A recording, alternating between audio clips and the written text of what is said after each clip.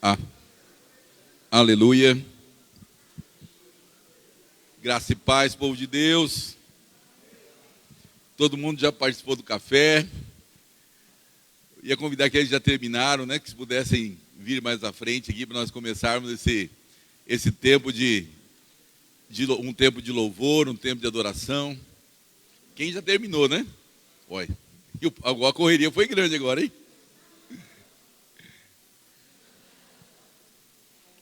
A correria foi grande.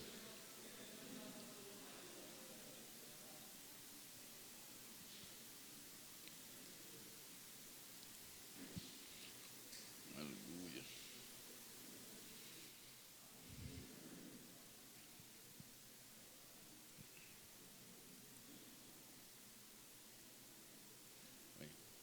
Vamos dar uns minutinhos aí que os irmãos estão se ajeitando.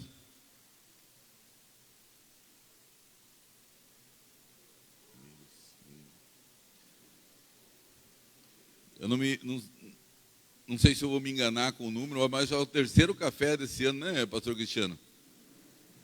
Segundo? Não teve no pastor Célio? Foi ano passado, né? Desse ano é o segundo, né? E nós louvamos ao Senhor por esse privilégio, por esse momento tão especial para nós, que nós temos de estar nos revendo, né? Nos abraçando, compartilhando ali do alimento. Eu gostaria, nessas primeiras palavras, de dar as boas-vindas, né, a todos os pastores, pastoras, líderes que estão conosco. Nós louvamos a Deus pela vida de cada um dos irmãos, né, que puderam estar aqui. Eu sei que vários não conseguiram estar, nós estamos sentindo falta de vários pastores aqui da capital também, que poderiam estar conosco, mas por um motivo ou por outro não pôde. Mas eu louvo a Deus pela vida dos que vieram, né? Dos pastores, das pastoras, dos líderes que vieram. E eu sei que esse tempo é muito precioso para nós estarmos em comunhão, estarmos aí, né, nos relacionando. E eu gostaria de deixar um versículo, né, fazer a abertura, deixando um versículo no Evangelho de João, capítulo 13, um versículo que ontem o Senhor estava falando ao meu coração. João 13, versículo 34 e 35. Jesus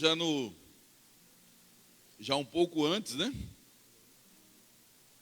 do seu martírio, ele diz assim: novo mandamento vos dou, que vos ameis uns aos outros, assim como eu vos amei, que também vos ameis uns aos outros. Nisto conhecerão todos que sois meus discípulos, se tiverdes amor uns pelos outros. E, irmãos, desenvolver o amor um pelo outro, né? É muito importante esse tempo de comunhão, esse tempo de estar junto, esse tempo de estar se relacionando, de estar se abraçando, de estar partindo o pão, como na igreja primitiva.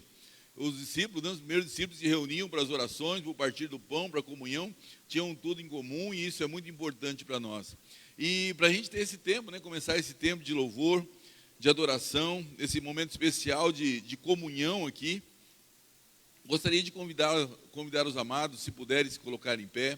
Vamos orar, vamos agradecer ao Senhor por esse privilégio e pedir a direção do Espírito Santo para esse tempo que Ele tem para nós. Amém?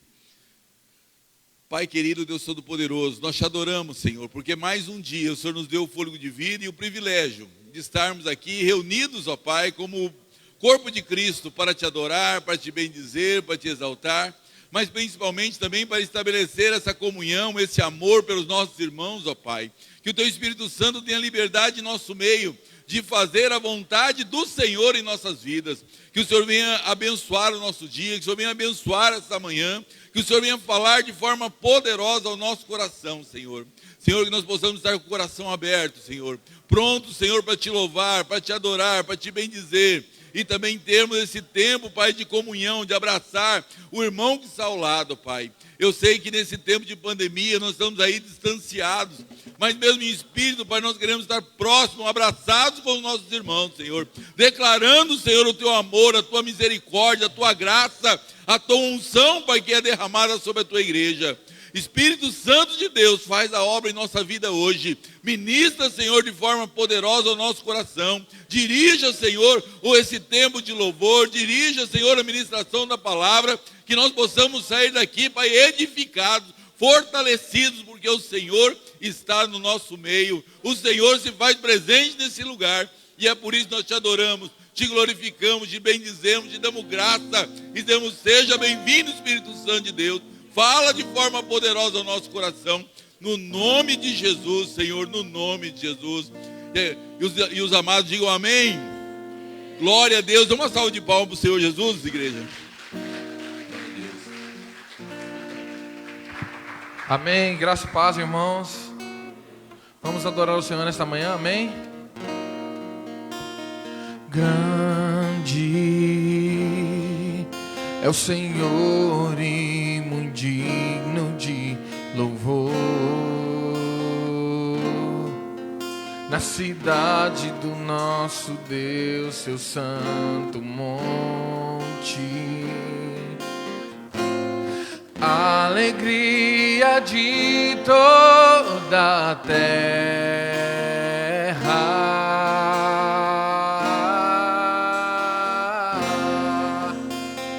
Grande é o Senhor em quem nós temos a vitória, que nos ajuda contra o inimigo. Por isso diante dele nos prostramos.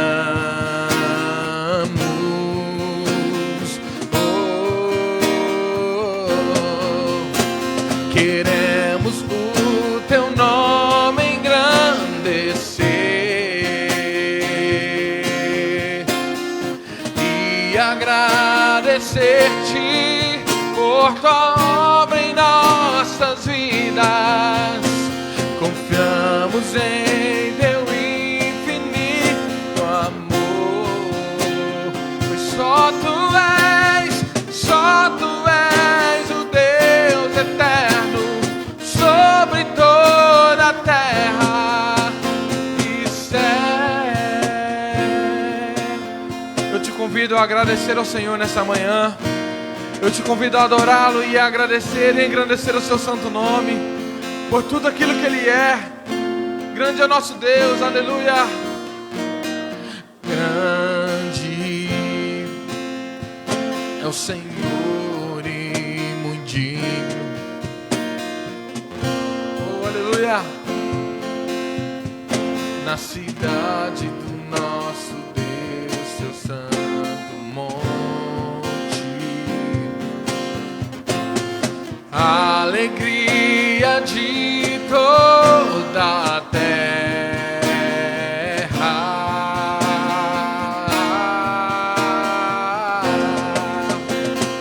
Grande é o Senhor em quem nós temos a vitória, que nos ajuda contra o inimigo. Por isso diante dele nos prostramos. Se você puder levantar as suas mãos aos céus e declarar: queremos o teu nome engrandecer e agradecer-te por tua obra em nossas vidas. Confiamos em teu infinito amor, pois só tu és o Deus eterno sobre toda. Oh, enche esse lugar de adoração, querido. Queremos o teu nome engrandecer e agradecer-te, Senhor, e agradecer-te por tua obra em nossas vidas.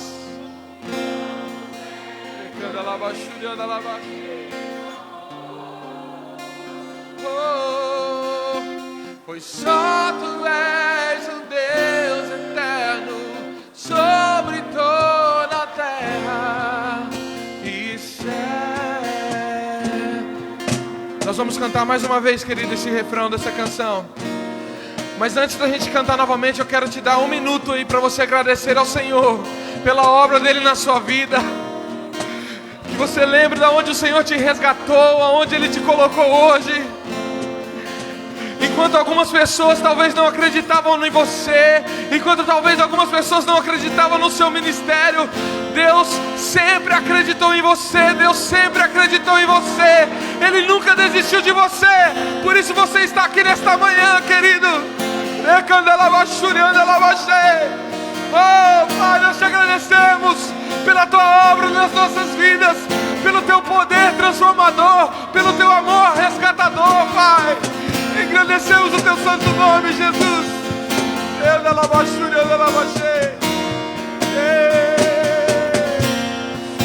Agradeça a Ele nesta manhã. Engrandeça o seu santo nome. Queremos o teu nome engrandecer e agradecer-te por tua obra em nossas vidas. Confiamos em teu infinito amor, pois só tu és o Deus eterno sobre toda a terra, e só tu és o Deus eterno sobre toda a terra. Só tu és sobre toda a terra e céu. Aplauda bem forte ao nome santo do Senhor. Aleluia, aleluia. Ele está aqui. Engrandecemos o teu santo nome nesta manhã, Senhor. Te agradecemos, ó Pai, pela tua obra nas nossas vidas. Nós declaramos, ó Pai, que nós confiamos no teu amor. Nós confiamos no Senhor. A nossa esperança está em ti, Jesus. Santo, santo, santo é o teu nome, Senhor. Continue adorando ao Senhor, querido. Nós sabemos que não tem sido dias fáceis, mas o Senhor não desiste de você. Ele acredita em você. Quantos aqui são chamados por Deus? Quantos aqui são chamados desde o ventre da sua mãe? Aleluia. Vamos adorar ao Senhor.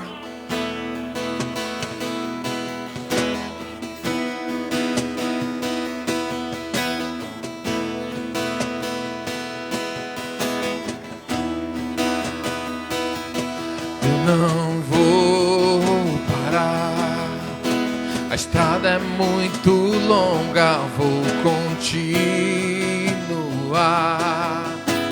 Mesmo em meio às lutas, eu não estou só, te sinto aqui. A vida é mesmo assim, tantas aflições eu tenho que enfrentar, mas o Senhor está sempre a me proteger. Te sinto aqui. Quando o vento sopra contra mim e os problemas tentam me abater, eu me lembro, grande eu sou, me enviou. Declare isso. Eu tenho um chamado, jamais vou me calar. Eu tenho um chamado, o Evangelho anunciar. Eu fui escolhido do ventre da minha mãe. Eu sei que Deus não abre mão de mim, não. Eu tenho um chamado.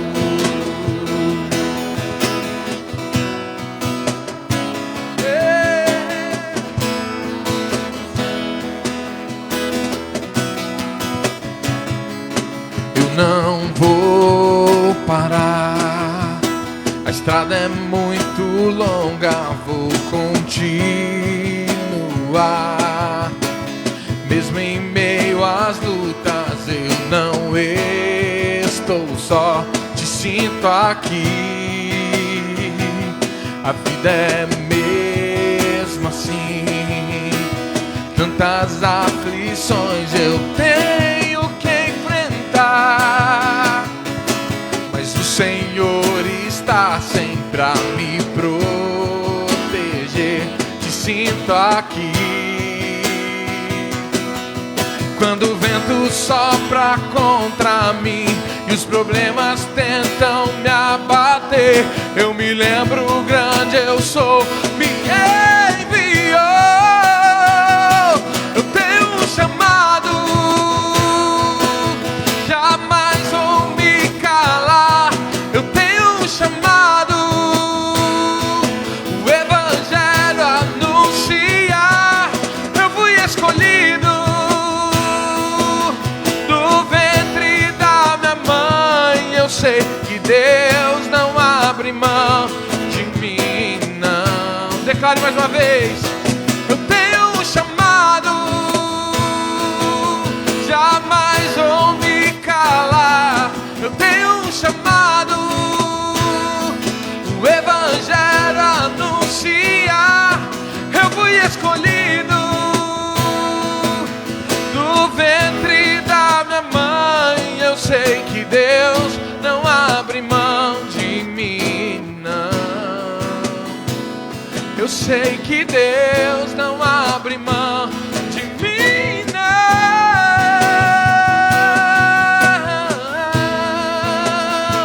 Você não está só, Ele está contigo. Ele está contigo. Se passares pelo fogo, não te queimarás. E se passares pelas águas, não te afogarás. Porque eu estou contigo, diz o Senhor nesta manhã, pra mim e pra você. Eu estou contigo, estou contigo.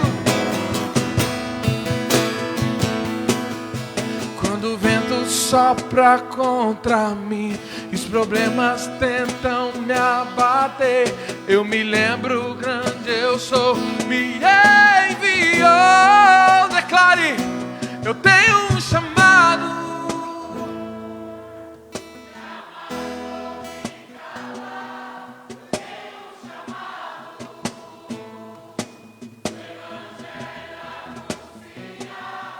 Eu fui escolhido.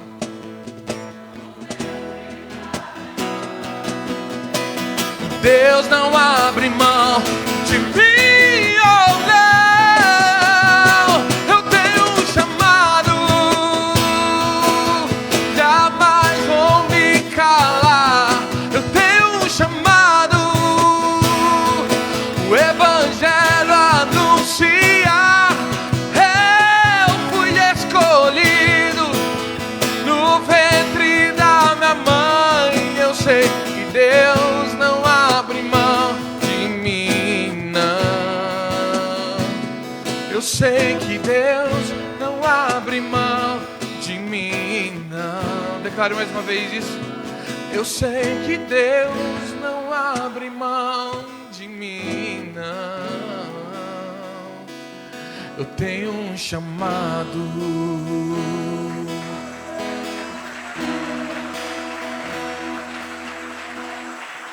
Aleluia. Deus, Ele não abre mão de você, querido. Como diz a letra dessa canção, às vezes dá vontade da gente desistir. Eu tenho certeza que todos vocês já passaram por esse momento, onde seu pensamento, a sua carne falava para você desistir, mas a sua alma, o seu espírito lembrava da voz do Senhor te chamando, te escolhendo, do dia que o Senhor te separou, no dia que o Senhor te ungiu. E eu tenho certeza, querido, que todas as vezes que vier o vento, que vier a tempestade, se lembre, nunca se esqueça da voz que te chamou. A voz que te chamou vai te sustentar. A voz que te chamou vai estar com você em todo o tempo, mesmo em meio às lutas, mesmo em meio aos problemas, meio diante das tempestades, mesmo diante das situações mais adversas. A voz daquele que te chamou vai falar dentro do seu coração. Esteja com seu coração aberto para ouvir a voz daquele que te chamou, amém? Aplauda bem forte o nome santo do Senhor. Aleluia! Oh, aleluia! Os irmãos podem estar assentados em nome de Jesus.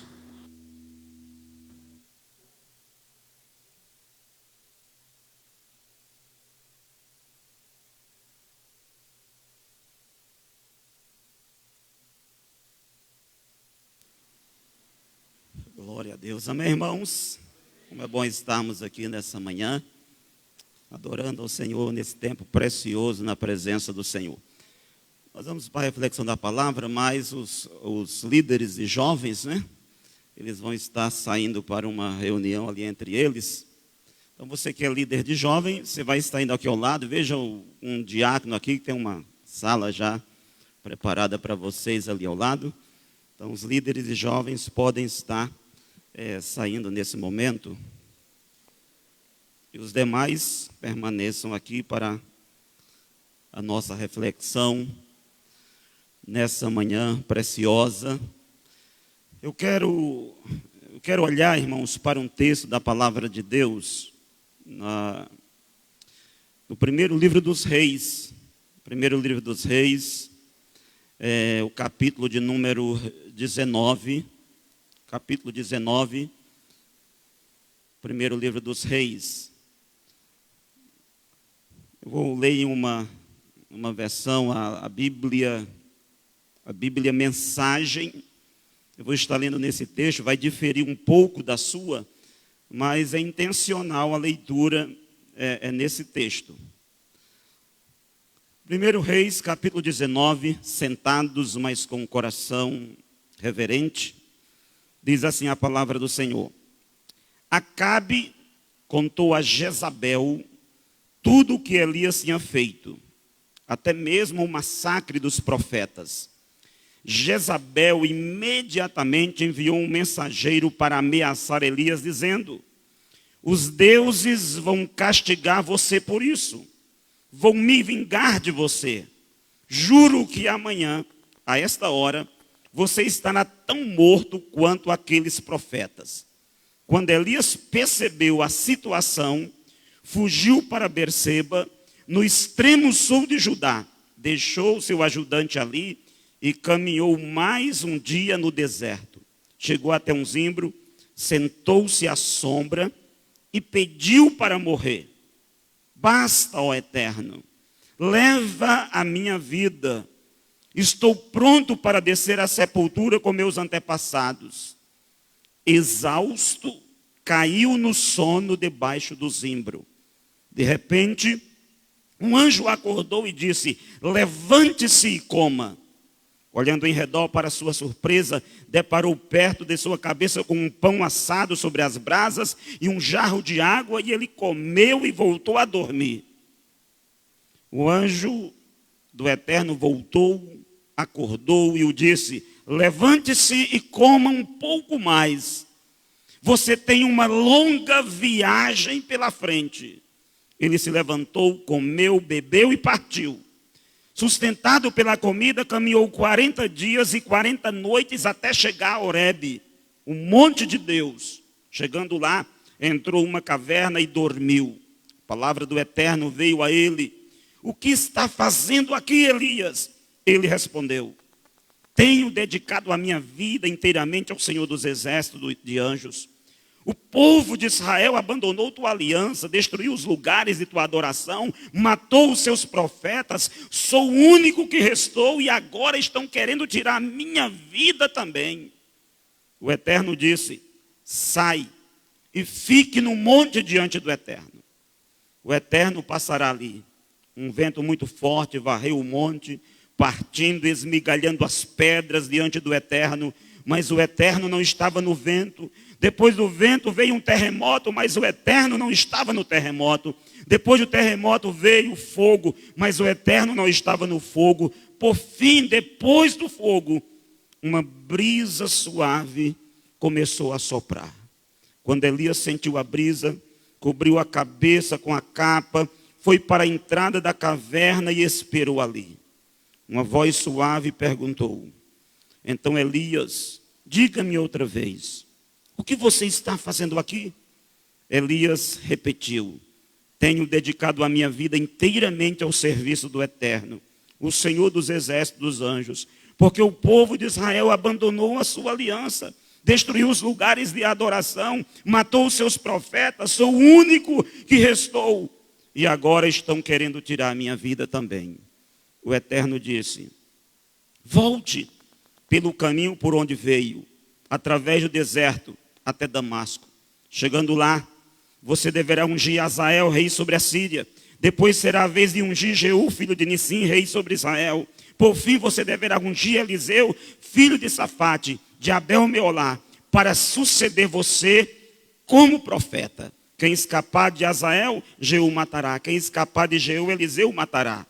Enquanto isso, preservarei 7.000 pessoas que não se dobraram ao Deus Baal, lábios que não beijaram a sua imagem. Amém? Irmãos, é uma verdade que mais do que nunca o ministério pastoral ele tem sido tem vivenciado um momento muito crítico, um momento de muitas dificuldades, onde o desânimo, o medo e uma multidão de sentimentos e emoções que poderíamos descrever que acaba invadindo a alma do líder, a alma do pastor, e levando muitos pastores até mesmo a desistirem do seu chamado, desistirem do seu ministério, desistirem do propósito de Deus para a sua vida. Alguns anos atrás, há uma pesquisa, mesmo que tenha sido feita fora do Brasil, mas ela está hoje no Brasil, essa pesquisa, que foi feita pelo Instituto Francis Schaeffer. Essa pesquisa que foi feita sobre a liderança, sobre o ministério pastoral, ela diz que de 35% a 40% dos ministros, dos pastores, eles não ficam mais do que 5 anos no ministério. De 60% a 80% desses pastores, eles não ficam mais do que 10 anos no ministério. Dizem que 4.000 igrejas começam a cada ano e 7.000 igrejas são fechadas. Cada dia pastores estão desistindo, por quê? É constatado, essa pesquisa dizem que 25% dos pastores, o casamento deles terminam em divórcio. E diz que essa taxa aumentou para 50%. 70% dos pastores lidam com a questão da exaustão e da depressão no ministério. Muitos outros não têm um amigo. Mais de 70% dos pastores não têm um amigo para confidenciar as suas lutas, as suas crises e as suas dificuldades. Grande parte, mais de 50%, acabam deixando o ministério, abandonando o ministério. Por causa de quê? Por causa dessa crise, dessa exaustão que os torna desanimados, que faz com que as suas energias, as suas forças, o seu vigor, a sua paixão, o seu entusiasmo seja roubado. Vem a ansiedade, vem o medo, vem a culpa, vem a vergonha, vem a depressão, vem todos esses sentimentos que levam a pessoa a olhar para a sua vida ministerial, para o seu chamado pastoral e dizer: eu não quero continuar. Eu desisto. São pessoas que, vamos dizer, foram vítimas da exaustão ministerial. E nessa manhã eu quero olhar para esse tema, como lidar com a exaustão ministerial. Porque a exaustão é o que, irmãos? É o esgotamento. É quando as forças se acabam, é a fadiga, é a prostração, é a pessoa entrar nesse estado de espírito que o profeta Elias, ele se encontra.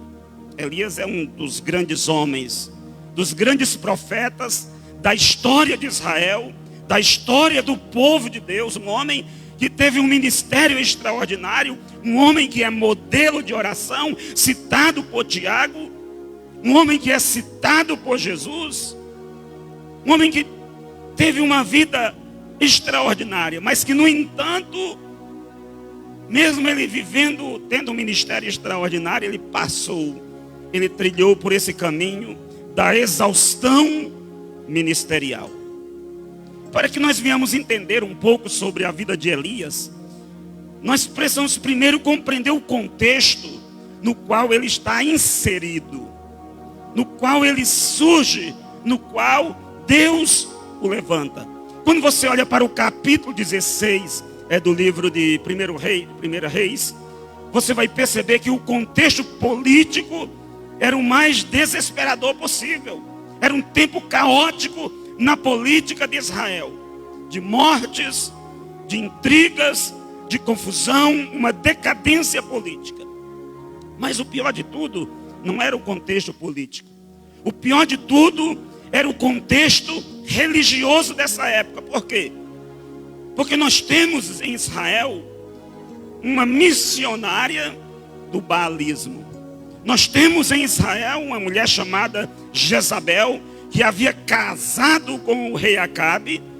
E a função dessa mulher era, qual era a sua missão? A missão dela era implantar em cada lar da nação de Israel a adoração a Baal, o culto a Baal. Ela queria impregnar a nação com esse sistema religioso, porque ela era uma adoradora de Baal. Essa palavra Baal, a ideia é Senhor, meu mestre, meu dono. Era uma das divindades principais daquela região. Quando Israel ele chega na terra prometida, existia o panteão cananeu. O panteão era o lugar dos deuses. E dizem que no panteão cananeu havia 70 deuses. 70 deuses que eram adorados em Canaã. O primeiro deus era chamado de El. A segunda divindade era Baal. Era uma divindade que foi propagada, que era adorada praticamente em cada cidade de Israel nessa época. E Baal, ele era considerado aí o deus da chuva, o deus do vento, o deus da tempestade, o deus da natureza, o deus da colheita, aquele que controlava o clima, aquele que mandava chuva, aquele que dava boas colheitas. A natureza era controlada por Baal, assim dizia a religião, o baalismo. Agora veja bem que é dentro desse contexto, onde todos creem que quem manda a chuva, quem controla a natureza é Baal. E aí surge o profeta Elias, e ele surge dizendo: só vai chover de acordo com a minha palavra, para provar para vocês, para mostrar para vocês que quem manda, que quem comanda não é Baal, mas é o Senhor Deus dos exércitos. E aí você conhece muito bem a história de Elias, o confronto que ele tem, que ele confronta esse sistema. O capítulo 18 de 2 Reis mostra ali o profeta enfrentando os profetas de Baal, os profetas de Azera, vencendo, matando 400 profetas ali à beira do rio Quizon. E quando termina o capítulo 18, aí nós nos deparamos com o capítulo 19, que parece que não tem nada a ver. Parece que o homem do capítulo 18 é totalmente diferente do homem do capítulo 19. Parece que aquele profeta do capítulo 18, ele é inexistente no capítulo 19. Por que será? Porque agora ele está exausto, totalmente exausto. Suas forças totalmente exauridas.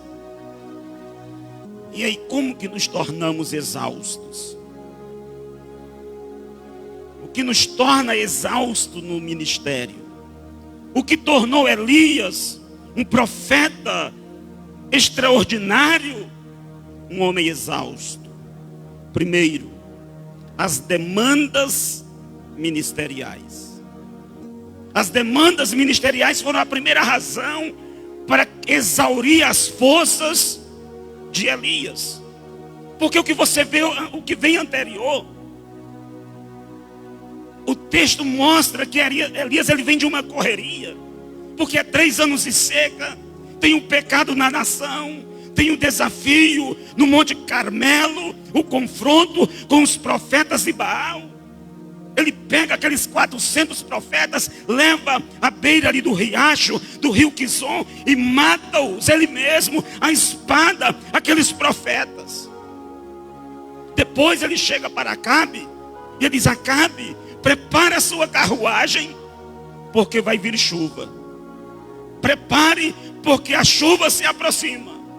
E diz o texto que ele vai orar. Que ele vai orar. Que ele vai para a presença de Deus.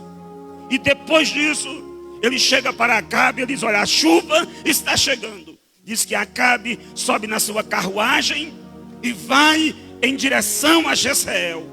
E diz a Bíblia que o profeta Elias, ele cingiu os seus lombos e correu na frente da carruagem. Ele vai correr 27 quilômetros do Carmelo até Jezreel, 27 quilômetros na frente daquela carruagem. Quando ele chega em Jezreel, Acabe chega na sua cidade, o texto bíblico vai dizer que Acabe fez saber a Jezabel. Ele contou para Jezabel como, o texto bíblico diz, como Elias matou. Era como se Acabe não estivesse preocupado com Deus, em se voltar para Deus, mas apenas no massacre, na maneira como Elias agiu para com os profetas. Ele conta isso. E aí diz a Bíblia que Elias, diante dessas correrias, diante dessa loucura ministerial, ele começa a entrar nesse processo de exaustão espiritual. Irmãos, na vida ministerial, esse é um dos grandes problemas. Às vezes a nossa correria, às vezes o nosso ativismo, às vezes nós estamos tão ocupados com a obra de Deus que não temos tempo para Deus. E essa loucura, essa correria, essa agenda lotada, essa ausência de tempo para nós mesmos, essa ideia de cumprir a agenda risca a risca 24 horas por dia, essa loucura, essas demandas ministeriais, que você sabe quais são as suas demandas. Essas demandas, elas nos tornam exauridos na maioria das vezes. É o que está acontecendo com Elias. Então a primeira razão que leva Elias a ficar exausto são as demandas ministeriais. Uma segunda razão é as ameaças sofridas por ele. Porque o texto bíblico diz que quando Jezabel, ela soube o que Elias havia feito, ela mandou um mensageiro, ela chama um mensageiro e manda até o profeta Elias. E envia esse mensageiro com uma mensagem. Esse mensageiro, ele é portador de uma mensagem que vai desencorajar ainda mais, que vai desanimar ainda mais, que vai gerar um sentimento de fracasso, de derrota, um desânimo profundo na vida de Elias. Mas porque o diabo, ele tem os seus mensageiros para nos exaurir as forças, para nos desanimar, para que você fique cabisbaixo, para que você queira parar, estacionar, sentar e dizer: eu não quero mais, eu não quero prosseguir, não dá mais. E essa mensagem, ela chega com um tom muito forte de ameaça. Não é uma ameaça qualquer. Não vem de uma pessoa qualquer. Vem de Jezabel, casada com o rei. E a mensagem é: amanhã você vai estar morto. Você vai morrer amanhã. Mas pense no efeito que tem. Imagine que uma autoridade do nosso país diga: olha, amanhã você vai estar preso. Amanhã você vai estar sentenciado. Ainda mais naquela época. Ele recebe essa notícia: olha, amanhã você não vai estar apenas preso. Amanhã você vai estar morto, igual aos profetas que você matou. Então, diante desse sentimento e dessa palavra de ameaça, Elias entra nesse processo de exaustão. Essa sensação de ser perseguido, de ser ameaçado, essa mensagem maligna, essa mensagem das trevas, essa mensagem que não é de Deus, mas que vem do coração das trevas, afeta a alma, as emoções e o interior do profeta. Mas quantas e quantas vezes que nós também não somos, nos desanimamos. Às vezes você está tão empolgado, você está tão animado porque de repente aconteceu algo na igreja que foi uma bênção, e de repente chega alguém, chega aquele mensageiro com aquela palavra que parece que é para abater você, para massacrar você. Quantas vezes, quantas palavras que ouvimos, quantas conversas que ouvimos, que são conversas desanimadoras, que são conversas destruidoras, que são conversas que agridem a nossa alma, as nossas emoções, os nossos sentimentos interiores. E aí nós queremos, às vezes, nos enclausurar diante daquelas mensagens que nós ouvimos. Então Elias está exausto por causa dessas demandas, por causa das ameaças sofridas. Mas também ele está exausto por causa das suas expectativas. Elias tem uma expectativa no coração. Porque é interessante que quando você olha para o versículo 3, algumas traduções vai dizer assim: e temendo, ou ele teve medo. Mas tem uma outra tradução que vai dizer assim: e vendo Elias, ou percebendo Elias a situação. Por que nós temos uma tradução que diz medo e outra diz ver? Porque os tradutores, cada um se ateu a uma fonte. Aqueles que pegaram, vamos dizer, o texto mais antigo do Antigo Testamento, ele vai traduzir a palavra por ver. Elias vendo a situação. Outros, para preservar o profeta e dizer: olha, o profeta não pode ter medo. Aliás, primeiro, o profeta não pode ter medo. Vai traduzir um pouco diferente. Então o que acontece aqui? O texto bíblico diz que ele vendo a situação, ele percebendo aquela realidade.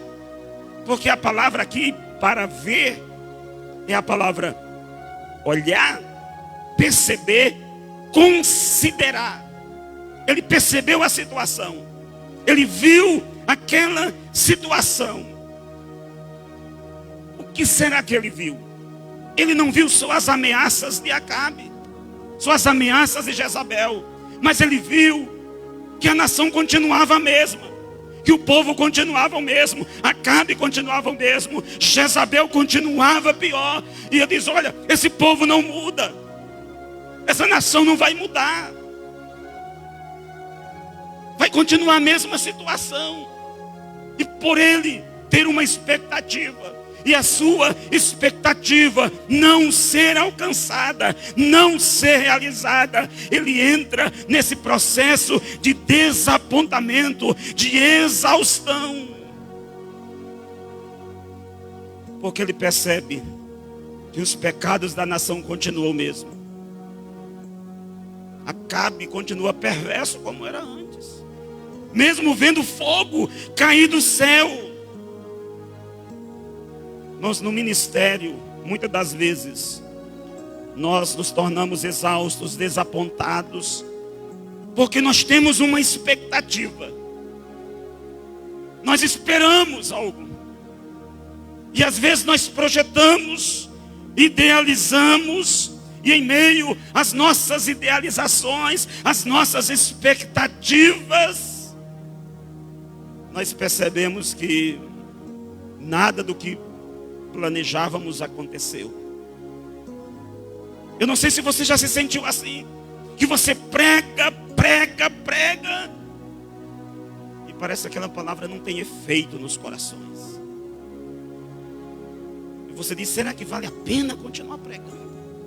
Porque eu prego, tenho falado a verdade de Deus, tenho falado a palavra de Deus, e as pessoas continuam praticando as mesmas coisas. O povo continua com o mesmo comportamento, com a mesma atitude. É o que está acontecendo com Elias. Ele tem uma expectativa, mas a sua expectativa não é alcançada, não é realizada. E essas expectativas não realizadas nos levam à exaustão. Então você vê aqui 3 razões que levou o profeta à exaustão. E quando estamos exaustos, aí vem uma outra pergunta. E a primeira foi, o que levou o profeta à exaustão? A segunda é, o que acontece quando estamos exaustos? Aí você olha para o profeta e primeiro você percebe que quando estamos exaustos, tiramos os olhos de Deus e nós colocamos nas circunstâncias. É o que está acontecendo aqui. Você vai ver que o profeta, ele que tem essa experiência extraordinária com Deus, que viu o fogo cair do céu, que tinha uma experiência com Deus, uma experiência grande, um homem que andava com Deus, na presença de Deus, que sempre a Bíblia diz, desde o capítulo 17, a partir do primeiro versículo, que diz, e veio a palavra do Senhor a Elias. Faz isso, faz aquilo outro. E Elias está sendo guiado, conduzido pela voz de Deus, pela palavra de Deus. Os olhos de Elias estão postos em Deus. Mas quando chega o capítulo 19, no início do capítulo, você não encontra nenhuma direção de Deus. Você não encontra nenhuma palavra de Deus. Os olhos de Elias não estão em Deus.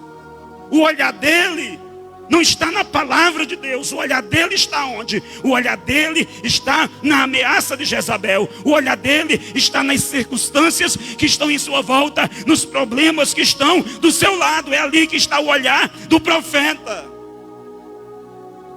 Nós, quando estamos exaustos, nós temos a tendência de tirar os olhos de Deus e começamos a olhar para o que está acontecendo em nosso lado, para o que está acontecendo com a igreja, para o que está acontecendo com o nosso ministério, para o que está acontecendo com a nossa vida, para as circunstâncias, para a conjuntura na qual nós estamos envoltos. E aí nós entramos naquele pensamento que um ministério de êxito, que um ministério de conquista é só quando coisas grandes estão acontecendo. Porque nós temos a tendência, irmãos, de avaliar o ministério pelo grandioso, pela grande igreja. Ah, mas aquela igreja tem 10 mil membros, é uma igreja extraordinária. Não é, não, irmãos. Deus não avalia dentro dessa perspectiva. Deus não avalia dentro desse olhar. É nós que avaliamos assim. E aí nós tiramos os olhos e nós colocamos em outras coisas, colocamos em outras situações que estão em nossa volta, e pensamos que o nosso êxito está nas nossas conquistas. Mas quando você olha para a palavra de Deus, você vai ver que o êxito ministerial não está em nós, não está em você. Paulo vai dizer: eu plantei, Apolo regou, Mas quem deu o crescimento foi Deus. E é interessante que logo em seguida ele vai dizer: mas nem o que planta, nem o que rega é alguma coisa. É assim que Paulo vê. Ele diz: olha, a importância não está em quem planta, a importância não está em quem rega, a importância está em Deus que dá o crescimento. Então o êxito do seu ministério, do nosso ministério, não está em nossa capacidade, não está em nossa habilidade, mas está em Deus que dá o crescimento, que abençoa, que prospera, que faz crescer, que faz avançar. É nele que está. Você olha para Atos 2:47, diz a Bíblia que o Senhor acrescentava todos os dias aqueles que iam sendo salvos. Mas a nossa tendência é que quando estamos exaustos, tiramos os olhos de Deus e colocamos nas circunstâncias. Quando estamos exaustos, temos a tendência de fazer uma leitura errada da vida. Interpretamos a vida errada. Como é que Elias vê a vida? Como Elias interpreta a vida? Como que ele está vendo esse momento? Diz a Bíblia, no versículo 4, que ele ora e ele diz: basta, Senhor, basta, toma a minha vida, Senhor, pois eu não sou melhor do que os meus pais. Quem foi que disse para Elias que ele era melhor do que os seus pais? Ninguém. Mas ele está olhando para a vida, ele está fazendo uma leitura da vida a partir das suas percepções, a partir dos seus sentimentos, a partir das suas emoções. Ele vê a vida, ele vê o ministério agora a partir da ótica de uma autopiedade. Ele se sente o coitado. Ele se sente o coitado na vida. Esse sentimento de autopiedade, esse sentimento de autodepreciação, olha, eu não sou melhor do que ninguém. Esse sentimento de autojustificação invade a sua alma, invade o seu coração. Ele começa a ver a vida, começa a ler a vida dessa maneira. Irmãos, a exaustão pode nos levar a isso, a uma leitura errada da vida, a você olhar para a sua vida e você pensar: olha, será que eu fui chamado mesmo? Será que Deus está comigo mesmo? Será que é real mesmo a promessa dele? Será que eu tenho um chamado mesmo? Será que Deus me escolheu mesmo? Nós começamos a interpretar a vida dessa maneira, com esse olhar. Mas isso é resultado da exaustão em nossa alma, das nossas forças que se foram. Mas vamos para frente. Mas quando estamos exaustos, além de tirarmos os olhos de Deus e colocarmos nas circunstâncias, fazemos uma leitura errada da vida e tendemos a viver uma vida solitária.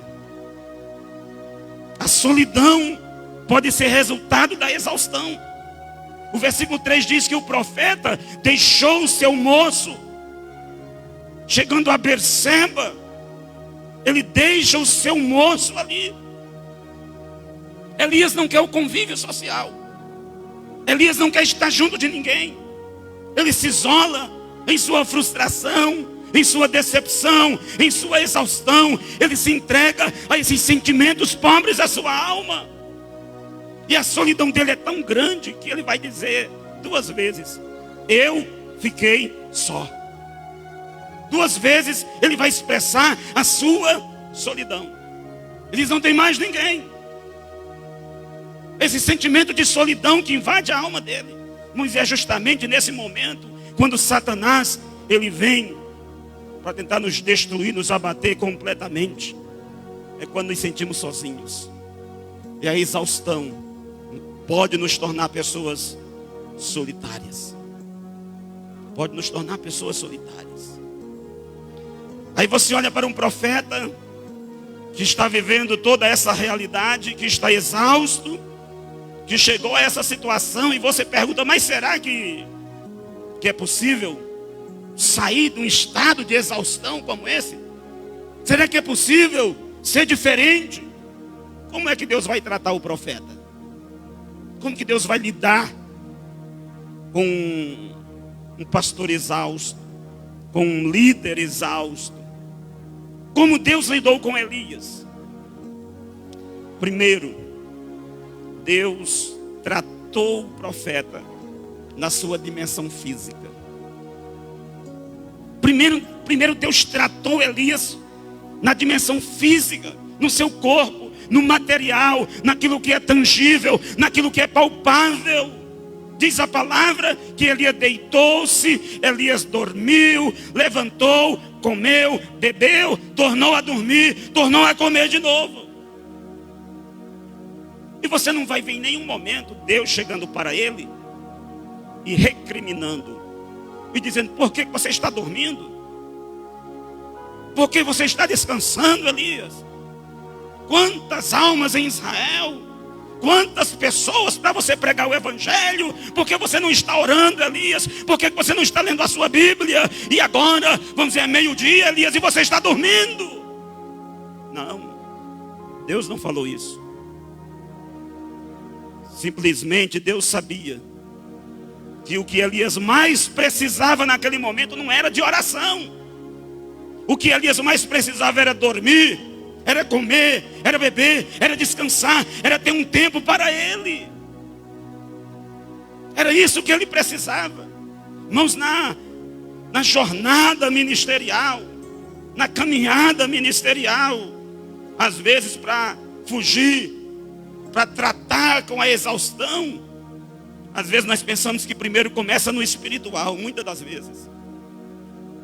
Mas na maioria das vezes, a irritabilidade, na maioria das vezes, o problema que nós estamos passando, sentindo em nossa alma, às vezes é simplesmente por falta de descanso. Simplesmente porque precisamos parar. Dizer, não, eu vou me desligar da vida, do mundo e de tudo agora. Esse é um tempo só para mim mesmo. Para que o meu físico, para que as minhas emoções, para que o meu mundo interior seja restaurado. Elias está exausto, cansado, ele precisa descansar. Ele está exausto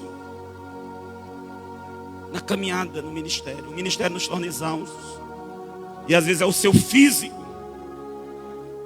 Às vezes o problema está no seu físico. E não entendemos. Então Deus primeiro trata o profeta na sua dimensão física. Segundo, o que Deus faz com ele? Como que Deus trata a vida dele? Deus muda o foco de Elias. Se você olhar, versículos 7 e 8, você vai ver isso. Por quê? Onde é que está o foco de Elias antes? O foco de Elias estava na ameaça de Jezabel, estava nos problemas. O foco de Elias estava nele mesmo, no sentimento de autocomiseração, de autopiedade, de autodepreciação. Não sou melhor do que ninguém, só eu fiquei, coitado de mim, ai de mim. Ele estava focado em si mesmo. Ele está olhando para si mesmo. E agora o que Deus fala com ele? Deus chega para ele e diz, depois que ele come, que ele bebe, diz, olha, coma, beba, porque o seu caminho é longo, sua jornada é longa. Irmãos, para você ter ideia, da cidade de Jezreel para o Monte Horebe, era 270 quilômetros aproximadamente. É isso que Elias vai percorrer. Diz a Bíblia que com essa comida ele caminhou 40 dias e 40 noites. Mas para onde Elias caminhou? Essa é a questão. Não foi para qualquer um outro lugar. Diz a Bíblia que ele foi para o Horebe, monte de Deus. Elias está se voltando para Deus, pensando em Deus, focando em Deus. Por quê? Irmãos, o Horebe é o mesmo que o monte Sinai. Sinai é apenas um outro nome para Horebe, Horebe é apenas outro nome para o Sinai. Foi lá nesse monte que Deus deu a lei. Foi lá nesse monte que Deus se revelou a Moisés, que Deus falou com Moisés, que Deus manifestou sua presença, a sua glória. E agora o profeta está voltando o seu foco, a sua mente para o Sinai, um lugar das memórias sagradas. Um lugar onde permanecia o lembrete da manifestação de Deus, do poder de Deus, da graça de Deus. Irmãos, às vezes a exaustão ministerial, às vezes precisa do físico, mas às vezes nós precisamos tirar o foco de certas circunstâncias, de certos problemas que nós estamos enfrentando, e precisamos reajustar o nosso foco. E esse reajustar o foco tem que ser para Deus. Voltar-se para Deus. Relembrar às vezes as experiências, aquilo que Deus fez, aquilo que Deus realizou. Trazer à tona aquelas emoções, aqueles sentimentos. Lembrar aquelas experiências extraordinárias que já tivemos com Deus. Então você vai ver que o foco de Elias está mudando. Deus trata o físico, Deus muda o foco dele, e ele vai para o Monte Horebe. E chegando ali, Deus tem um terceiro tratamento com ele. Deus lhe dá uma nova experiência. Se você olhar para os versículos 11 e 12, ele chega, entra na caverna e vai dormir novamente. E o Senhor vai até o profeta. Deus vai até Elias e Deus diz: Elias, sai para fora, põe-te em pé nesse monte. E o texto bíblico vai dizer que passava o Senhor. Passava o Senhor. Deus estava se manifestando. Mas primeiro, diz a Bíblia, que veio um grande e forte vento. Elias está acostumado com essas experiências desse adjetivo grande. Ele está acostumado com essas coisas grandes. E esse vento vem, que fende os montes, quebra as rochas. Mas diz a Bíblia que Deus não estava lá. Deus não estava lá. Mas Deus nem sempre está nas coisas que achamos extraordinárias, que achamos grandes. Mas diz a Bíblia que também veio um terremoto. Um terremoto que abalou o Sinai, que abala aquele lugar. Mas diz que Deus também não estava lá. Depois do terremoto, diz a palavra que um fogo passa entre aquele lugar que o profeta está. Elias está acostumado com fogo, mas diz que Deus também não estava lá. E de repente o texto bíblico diz que uma voz mansa e delicada, uma voz mansa e suave. Inclusive a própria palavra hebraica para essa expressão é voz de calmaria suave. É o murmúrio de uma brisa suave, que indica calmaria. Que o profeta fica imóvel, fica emudecido, que faz o profeta ficar calado, que ele entra num vazio de si mesmo, e ele vai se esvaziar de si mesmo, para que Deus agora venha ocupar esse espaço vazio da sua vida. E é nessa voz suave, mansa e delicada que Deus está lá. É uma experiência nova. É algo novo para Elias. Não é o grande, não é o extraordinário, não é o fantástico, não é as pedras serem repartidas, quebradas, não é o fogo cair do céu e consumir rochas, não é tempestades, não. É uma voz simples, suave e delicada que Deus vem para falar ao coração do profeta. Vamos, às vezes, para sairmos dessa exaustão, nós precisamos de uma nova experiência, de uma coisa diferente em nossa vida. Diferente, mas é o diferente que não é o diferente da Bíblia. É a experiência que está na palavra, que está na Bíblia, que às vezes se tornou velho para nós. E que quando vem se parece com o novo. Então o profeta recebe, ele envolve seu rosto naquela capa. E ali ele tem essa experiência, esse reencontro, naquela solidão, naquele silêncio, com a capa em volta do seu rosto, ele percebe a presença de Deus no meio daquela brisa. Mas talvez essa manhã seja uma manhã de uma experiência na sua vida, do Espírito Santo com você, uma experiência nova. Então é assim que Deus trata. E para encerrar essa reflexão, Deus vai fazer mais uma tratativa com o profeta. Deus vai resolver o problema da solidão e do futuro dele e da missão dele, vamos dizer. Porque Elias está pensando: acabou, findou, não tem mais jeito. E aí Deus chega e diz: Elias, não acabou, não acabou ainda. Volta pelo mesmo caminho que você veio. E você vai para Damasco. Irmãos, Elias está lá no sul de Judá. Lá no finalzinho, já no Monte Sinai. Já ali quase perto aí do Egito. E ele vai subir para Damasco, lá na Síria. Ele vai andar, imagina aí, uns 500 quilômetros ou mais. E diz a palavra que Deus fala: você volta por esse caminho. E você chegando, você vai para Damasco. Chegando em Damasco, chegando nesse lugar, você vai fazer o seguinte, Elias. Chegando lá, você vai ungir Azael, rei sobre a Síria, Jeú, rei sobre Israel, e Eliseu como profeta. Deus estava dizendo: Elias, sua missão não acabou, seu ministério não acabou.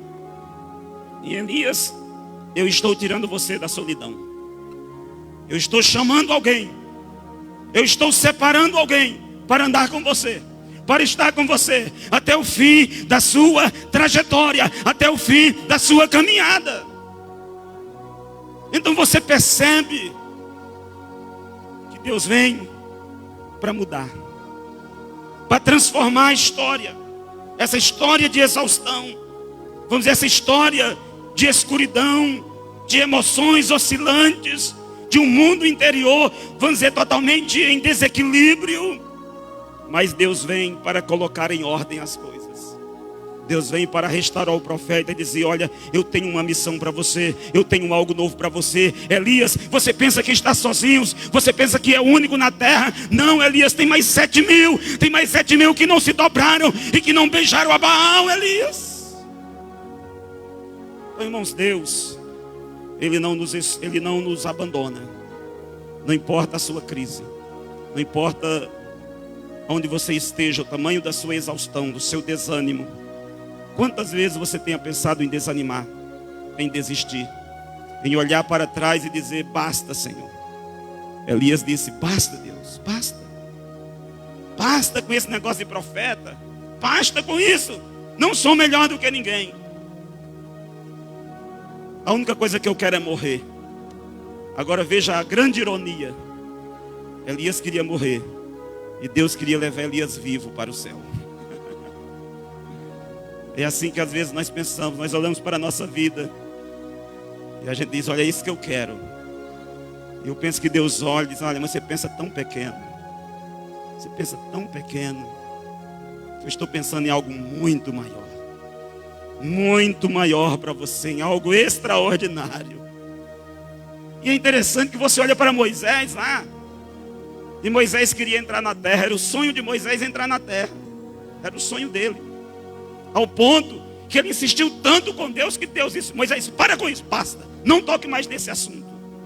Por quê? Porque Deus tinha uma terra melhor para Moisés. Moisés, diz a Bíblia que Deus sepultou Moisés. Ninguém sabe, ninguém sabe, ninguém sabe. Então, quando vier as circunstâncias difíceis, saiba, Deus tem a solução. A solução está no Senhor. Quero orar com você nessa manhã. Coloque-se em pé nesse momento. Eu quero orar diante dessa palavra do Senhor para a sua vida. Tem muitas outras coisas nesse texto. Por exemplo, você pode ver que o profeta, ele abre o seu coração para Deus. Ele conta o que está na sua alma. Ele conta o que está dentro dele, o que ele está passando, como ele se sente. Talvez essa manhã seja um momento propício para isso, para você contar para ele. Conte para ele os seus desapontamentos, as suas frustrações. Fale para ele das suas decepções ministeriais. Diga: Deus, olha, Senhor, eu pensava que era assim, mas é desse jeito. E às vezes eu quero parar. Às vezes eu quero abandonar tudo. É porque às vezes nós pensamos, irmãos, que isso é reclamar, que isso é murmurar. Por isso que tem muita gente doente na igreja, que não sabe abrir o coração para Deus e contar o que passa na alma. Pessoas que não têm coragem de dizer, chegar para Deus e dizer: Senhor, hoje eu não quero saber de nada, não quero saber de igreja, não quero saber de Bíblia, não quero saber de oração. Senhor, eu não quero saber de nada. Porque a gente pensa que é pecado. Só basta